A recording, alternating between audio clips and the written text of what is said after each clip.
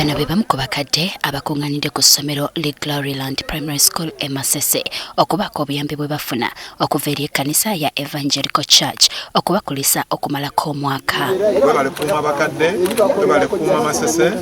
Kanisa eno yaviiriddeyo nga bano beemulugunya nga bwe bayisibwa ng'abatalina mugaso mu nsi balumiriza amagye okubalemesa okwenoonyeza ekikumi. Yadde tuli baana nnyo era tulina ebizibu bingi ku mulembe gwa Museveni guno. Gavumenti ejja abajasi ku mazzi.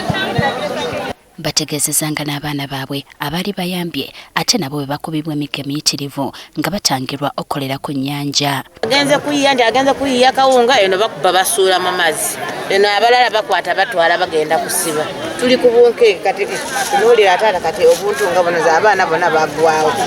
Ne ssente za gavumenti eziweebwa abakadde buli mwezi bano bagamba tebazirabangako ewaabwe. Busene baali batugamba batulimbalimba mbu bujja kutuyamba busente obwo kugira obusima mu kuyita mutyamu abasoma tebaatuwa. Kale tetulina bulungi bwonna bwe tuli nze okubuulira amazima nti tuli bubi. Ne batugamba nti nsanvu nze ndi mu 75 nenze sifunanga ku ssente wadde 10 bwekiti buli lwogenda bakugoba tetwagala kinana kati bwe nfiira wano emyaka 5 negingana okufuna ku ssente. Nze mpano guno gwa 73 kuba nazaalibwa mu 52 bakasazeeku emyaka twatandika twena ab'ensanvu twafuna ku ssente d'okukayire. Kale embeera eno oyinza okugamba yewaliriza ekkanisa ya Evangelical Church okuddukirira abantu bano n'ebintu ebikozesebwa mu bulamu obwa bulijjo.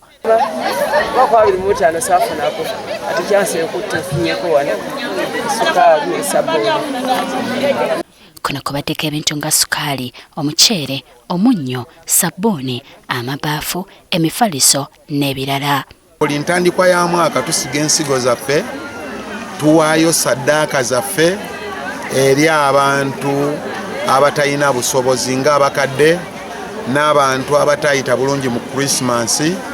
Omusumba Charles Kawoya akulembeddemu enteekateeka eno asabye gavumenti obutasuulirira abantu bano mu nteekateeka zaayo. Akapenshoni kaabwe ke baayogera okufuna ng'ak'abakadde bakabaweera mu budde n'ekirala bakongereko emitwalo 2.5 mitono singa babatuusiza emitwalo 10 gyandi bakoze bulungi.